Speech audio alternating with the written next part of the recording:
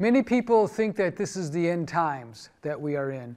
Many people think that December 22nd, 2012 marks the end of the civilization and the life as we know it.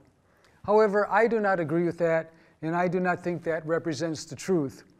I think that 2012 does represent a turning point. It does represent a point in which change has to occur, or the life as we know it on the earth may not continue in the same way. But the message that I want to send to people is that we still have the power to make the changes on the planet. And the most important way to do this is through the small groups, is through creating sacred areas, is through creating small cities.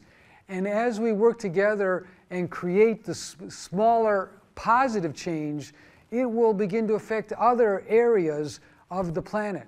I know through my travels around the world that people want to see the earth change, people want to see a more harmonious way of doing things, and people are willing to work to make this change happen. So we can be very optimistic and we can be very hopeful that it is possible to make the changes necessary for the survival of our biosphere and for the survival of our planet. But also, we need to be honest with ourselves and say that if things continue the way they are, this biosphere can collapse. And that would be a terrible tragedy for all life forms and for the earth. The important point to remember is that much of the outcome is still in our control. And we can access newer ways of solving the problems so that we will work together globally, so that we could work beyond the polarizations, beyond our differences. But we have to think as a planet. We have to think also that we are part of a planetary system in a galaxy.